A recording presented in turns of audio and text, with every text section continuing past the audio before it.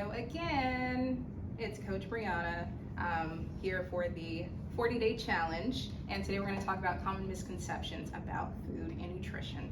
So we often hear a lot of things that we're told: you have to do this to lose weight, or you've got to add this to your meals to lose weight, and a lot of them are incorrect or not necessarily wrong, but it doesn't have to be true for everything. Nutrition is not a cookie cutter thing. Everyone is different. We all have our own bodies, so we require different things for, to supplement our bodies and to get the right nutrients. So first, we're going to talk about calories in versus calories out. We are told that this is the main way to lose weight. First, you want to focus on your nutrition and you want to be in a caloric deficit. However, calories is such a broad topic, and it's so much deeper than that. Of course, you have your macros, you have your sodium intake, you have how much sugar you're taking in, and the big thing is to look at the nutritional value of your food. That's really the biggest thing there. So when it comes to going shopping, picking out your foods, I always urge people to look at the nutrition facts. Look at the labels and everything that you're taking home. Look at it before you purchase it, and then go and look at the things you already have in your home to get a good picture of what you're actually putting into your body. And you want to look at not just the protein, the carbs, the fats, which are your macros. You want to make sure that you're consuming vitamins. Pay attention to the amount of sodium that's in your food. A lot of us are taking in way too much sodium, and we wonder why we're bloated or dehydrated. That could be a huge key. Then also look at the sugars in your ingredients. A lot of times things are high in carbs, and it's not necessarily that the carbs are bad, but these specific carbs are coming from sugars that we don't necessarily need or want in our body. Another way to really look into what you're taking home, feeding yourself, feeding your families, is to download the Yuka app. That's spelled Y-U-K-A, and it looks like a little carrot. So you can download that app, use it when you're going grocery shopping, and you can literally scan almost any type of food that they have at the grocery store, and it'll tell you the nutrition facts about that food, stuff that we might not necessarily see when we're looking at the ingredients, when we're trying to understand what it is that we're looking for, and deciding, is this something healthy, is this something nutritious? So it'll tell you, it'll give each food a rating, and it'll tell you if a food is poor nutrition, if it's bad, if it's okay, if it's good, if it's great, and it'll tell you why it's giving it that rating. So if something's too caloric, or has too much sodium, or is very high in sugar, it'll tell you that, it'll flag it and let you know. And then a lot of times when we have protein drinks, protein bars, things of that nature, we're thinking, okay, 20 grams of protein, and that's all we see because it's in huge block letters. And we're thinking we're doing something great for our bodies. And especially with protein bars, we'll see, okay, 20 grams of protein per serving. Then you look at the serving size, and one bar is actually 2 servings, and each serving has 44 grams of carbs. So now you're eating 88 grams of carbs in one bar, and you're only getting 20 grams of protein. Or I guess that'd be 40, double it. Math is not my strong suit. Anyway, so you're getting way more carbs than you are protein, when the goal was for you to get more protein, after you work out, if you're starting your day. So I'll let you know of that if it's kind of an imbalance going on there. And then another thing with protein shakes, a lot of times when I've gone and scanned these, the drinks that are already pre-made, I'll see that a lot of them are highly hazardous. They'll have hazardous materials, and they'll have toxic metals in them. So it'll flag those things, and it'll let you know why, and it'll tell you even the types of hazardous materials that are in them, and explain to you what they are. So it's a really great learning tool. And not only does it explain the nutritional value of each food or lack thereof, it also advises you on alternative options. So instead of just saying don't eat that, you keep scrolling down, and it'll show you here's a better option. And it'll give you the rating for that, and it'll tell you it's excellent because this, and that. So I definitely urge all of you to download that app. When you go to the store, just start going around scanning things and learning about what you're putting into your body. So back to calories in, calories out. So there are other factors that should be taken into account aside from that when it comes to weight loss and your body composition. So of course, people can have medical conditions that can hinder them from losing weight. We all have different genetics going on, that plays a part into it. If you're taking special medications, any type of steroids or anything like that, that can also slow your weight loss down. Age is a factor, hormonal imbalances, and so on and so forth. So I believe that the key is knowing your body, and to talk to your doctor, talk to a registered dietitian about knowing how many calories you need for your body, according to your body type, your overall health, and your goals. So that's what I have on calories in, calories out. Any questions?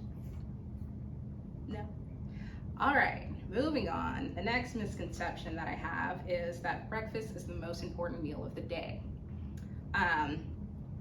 Not necessarily true either. Some people skip breakfast and they do just fine. Some people have to eat breakfast first thing in the morning. I'm definitely one of those. If I don't eat breakfast, I'm gonna get cranky, I'm gonna feel lightheaded. Yeah, I just turn into a different person altogether. So what it comes down to is, once again, we all have our own bodies and we have to figure out what works for our bodies. So we've probably all heard of intermittent fasting. So this is where people go probably somewhere between 12 and maybe 16 hours without a meal. So part of that is going to be, before they go to bed and overnight while you're sleeping, and then you wake up in the morning not eating for a few hours. So this is, I don't have anything against this. This works for a lot of people. Some people seem drastic changes in their health in a positive direction. They've seen increase in their energy, they've seen weight loss, improved blood sugar levels, and so on and so forth. But although this method works for some, it doesn't necessarily work for all. Those exact benefits have been shown for people who do consume breakfast first thing upon waking up. So once again, it circles back around for finding out what's right for you and your body. And then of course, when it comes to fasting, when it comes to certain health conditions or your age, that's not something you want to do. Of course, we don't want to have children fasting because they're growing human beings who need to eat regularly in order to continue growing. People with metabolic disorders, or maybe with diabetes, and pregnant people gotta eat regularly. So as I said, goes back to, we all have our individual bodies and our individual needs. And in my opinion, post-workout is the most important meal. This is what you eat after you work out within I usually say 45-minute window. That is crucial to replenishing the body with the right nutrients. While you're working out, you are expending lots of energy, you're tearing muscle fibers, and essentially breaking down your muscles. So you have to, in order to replenish the body, build that muscle back up, you have to replenish it with the proper nutrients. Otherwise, it can lead to unhealthy weight loss, it can lead to the loss of muscle mass, and that can lead to injury. And our, I believe, third misconception is that you need to eat small, frequent meals in order to boost your metabolism.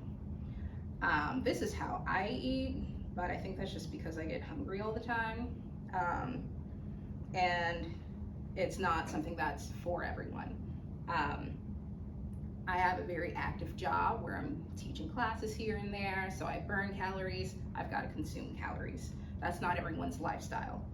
So, majority of the time, people aren't eating enough to sustain the energy that they expend in their daily lifestyle, or eating foods of low nutritional value.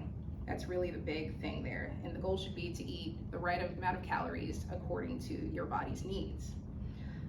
This can be 2 huge meals, separated throughout the day, or it can be 10 small meals. As long as you're getting the right amount of calories for you and your body, and doing this consistently, having a routine of, okay, I eat breakfast, then a snack, then lunch, then a snack, then I eat after I work out, and then I eat dinner, and then maybe another snack, or I eat lunch and it's a big enough meal to get half my calories in, and then I eat dinner, get the other half of my calories in. As long as you're doing that on a consistent basis and it's working for you and your lifestyle and you feel good, that's really what it's about. That's what's gonna keep your metabolism going. If you go from, okay, I'm eating 1 meal a day and then the next day I'm eating 5 meals, that's where things get kind of out of whack and you're gonna see an issue with your metabolism. And our next misconception is that you should avoid taking supplements.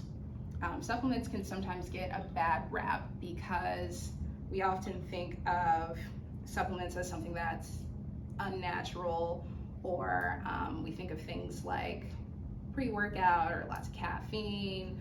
Some people even go as far as thinking of steroids. But supplements can be just your basic vitamins. And this is another thing where you want to check with your doctor. Sometimes people recommend supplements that could be great for someone, but not necessarily great for you. Calcium is one of those. Of course, calcium can help with your bone health, but sometimes taking that or taking too much of it can do the exact, opposite and, make things worse. So it goes back to seeing your doctor, getting your blood checked, figuring out what's right for you. And then vitamins come in all sorts of different sizes and doses. So someone could say, okay, I'm taking vitamin C. Maybe they're taking 200 milligrams. Maybe another person's taking 1,000 milligrams. It really depends on what you're already eating and what your body requires. And that goes for just about every supplement, from probiotics to protein, vitamin C, vitamin D, all of it. We all have different levels that we need. And I would say the key there is, once again, getting a nutritional foods of high nutritional value in, to get the most out of your food, and then figuring out if there's something that you're lacking in, if your iron is low, if your calcium is low, if your magnesium is low. Getting your blood checked, figuring out basically what's the plan of action there, because every single person is going to be different. Then another common misconception is that skinny equals healthy. Hopefully we all know by now that that is not true. What it comes down to is our body composition. So how much body fat you have, how much muscle mass that you have, how much water is in your body. And of course you have other things as far as your joint health, your flexibility and range of motion. So a lot of times we see someone who's skinny and we think, okay, they're in great health, and that doesn't necessarily have to be true. Their muscle mass can be extremely low, which can lead to injury, because your body's not able to, it's not strong enough to sustain your body weight, even if your body weight is low.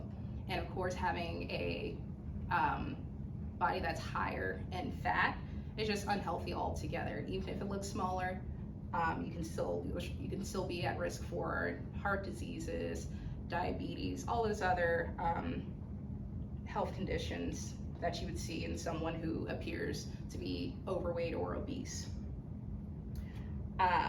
The big thing is we want to have a higher amount of muscle mass than body fat. Like I said, you want to be able to have enough strength to carry your own body weight and have enough muscle mass to continue burning fat. That's overall how you get to a healthier, it's not necessarily your weight, it's your body composition. Then Another misconception is that you need to track your calories and macros to lose weight. While this can work for some people, that method's not necessarily great for everyone. I know I don't like tracking calories and can kind of drive me crazy after a while. I usually recommend people download a calorie tracking app and begin with what they're already eating. Start tracking what you're doing just to see the impact that what you're regularly eating has on your health. So if you're regularly eating, I don't know, cereal for breakfast every morning, and maybe you go to Starbucks and grab a Frappuccino on the way to work, and you start logging these things, it might start to open your eyes and you'll see, oh, okay, this coffee that I have has lots of sugar in it. Or you can see, maybe by the end of the day, you're really not eating enough calories. You're not eating enough to sustain your lifestyle. So I believe that it's a great tool just to start things out, and so that you can make some changes in order to be on the right track.